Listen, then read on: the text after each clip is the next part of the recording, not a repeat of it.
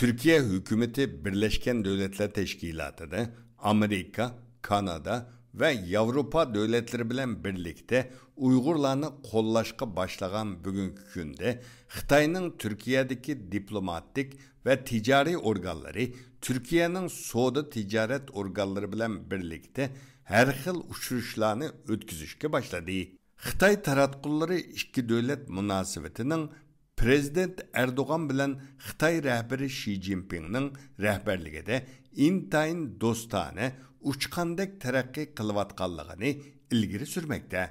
Ama Türk karxanachilar ikki devlet o'rtasidagi ticari münasebette Türkiye tarafından ziyan tartıvatkallıgını, buningdan savaq elish kerakligini tilga almakta. 7 noyabr günü Türkiye Tashqi Savdo Kengeshi İstanbul'da uyuşturgan Türkiye ve Xitay karxanachiları uçuruşida Türkiye bilen Xitay o'rtasidagi ticari münasebetning kelechagi haqida muzokara olib berilgan. Uçuruşda söz qilgan Xitay Sanoat ve Karxanachilar Jamiyatining boshlig'i Jo Baochuan kelgusi 5 yil ichida Türkiye bilen Xitay o'rtasidagi ticaret sommasining 100 milyard dollardan aşıdığanlığını, bununla işiniş için hamma asaslarının mevcutluğunu ilgiri sürgen. Xitayning Ankara'da turuşluq baş elçisi Liu Xiaobin yığında kılgan sözüde Xitay bilen Türkiye o'rtasida diplomatik münasebet ornatılgandan bu yankı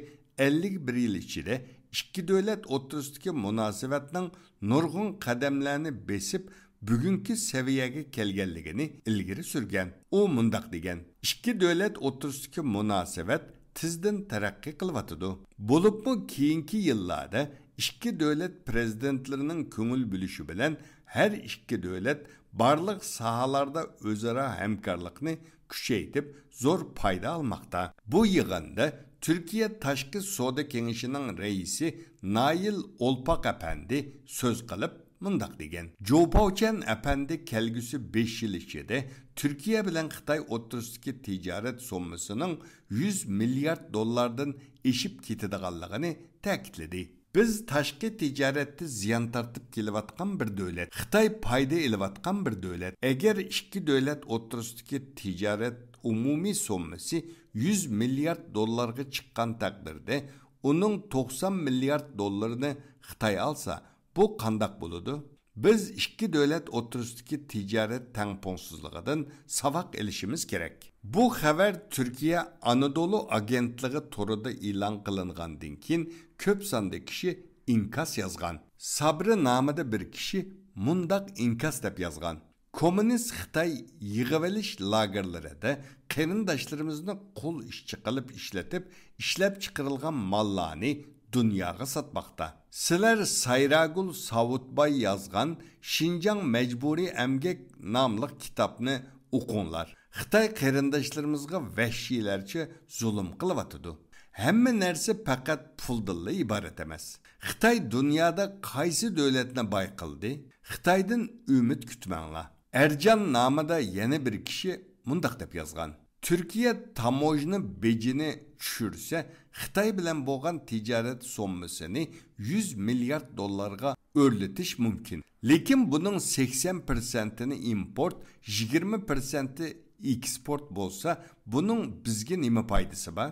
İgilişimizce 2021 yılı Türkiye bilan Xitay o'rtasidagi ticaret sommasi 35 milyard 900 milyon dollar bo'lgan. Türkiye Xitayga faqatla 3 milyard 200 milyon dollarlık mal eksport qilgan. Yani Türkiye ikki devlet o'rtasidagi ticari münasebette ziyan tartgan. Bu vaqtda ziyoratimizni qabul qilgan Ankara'daki Uyghur Tadqiqot Institutining müdiri, strategiya mutaxassisi Doktor Erkin Ekrem Efendi, ikki devlet o'rtasidagi ticari tangpongsizlikning uzun yillardan buyon davomlashayotganligini, bundan keyinmi buning tuzalmaydiganligini, Xitoy degandek ikki devlet o'rtasidagi ticaret sommasining hargizmi 100 milyard dollarga chiqmaydiganligini ilgari surdi. O mundaq dedi.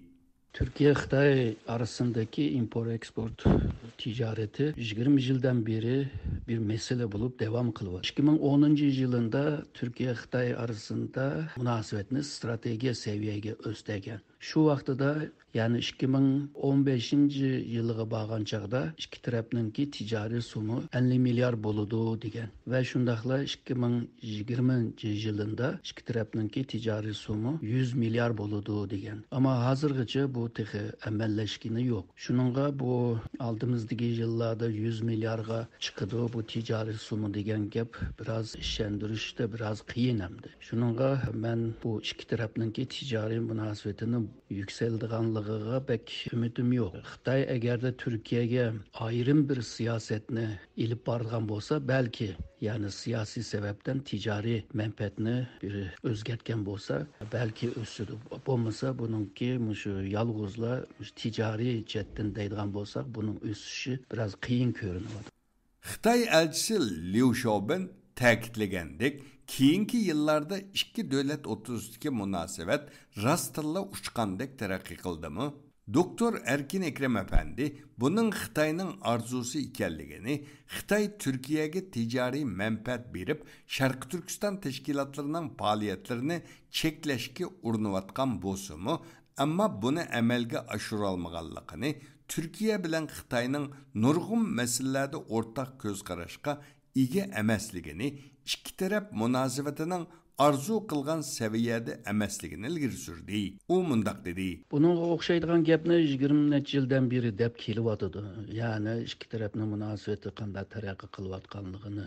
Hamda Xitoyning shu yeni İpek yo'li strategiyasi bilan Türkiye'ye meblag' salimiz deb hozirgacha bir sağlam meblag' tuzukrak yo'q hamda. Shuningga bu aldığımızdaki yilga qaraydigan bo'lsak, bu munosabatlar bir-birisiga bo'lgan ziyoratlar ko'p bo'lsa-mu, ama asıl meselelerini hal kılamayotidi. Bo'libmi Türkiye bilan Xitoy arasında yani iki devletin arasındaki münasebetler kütken bir seviyeye kelgini yo'q. Rayon karakterlik meselelerde misalga O'rta Osiyo bo'lsin, Suriye meselesi bo'lsin, O'rta Sharq Afrika meselelerde iki devletninki o'rtaq menfaat yo'q. O'rtaq menfaat bo'lmagandan keyin o'rtaq bir siyosati bo'lmaydi. Türkiye hamda Xitoydan bir mablag' kelamdiki deb kutdi. Xitoy tarafdan qaraydigan bo'lsak, Türkiye'den shuni talab qilyotdi. Ya'ni Türkiye'deki Sharq Turkiston tashkilotlarining faoliyatlarini çekleş ve şundaqla faaliyetçilerini mi çekleş degandek bir arzusu var. Türkiye mi Xitayga, Türkiye'de Xitayni bölüdigan her qanday bir faaliyetke ruhsat vermeydiganligini mi degan bo'lsa-mu, xalqaro sahnalerde Türkiye az bo'lsa-mu, arlab bo'lsa-mu, yani Uyghur meselesini tilga ilyotidi. Mutaxassislar Türkiye'nin g'arb qimmat qarashini qabul qilgan demokratik sistemadagi davlat ekanligini, shunga mustabid Xitoy bilan bo'lgan har jihatdagi munosabatning arzu qilgan saviyaga yetmaydiganligini ta'kidlashmoqda. Bu programmani Türkiye'nin poytaxti Anqaradan Erkin Tarim tayyorladi.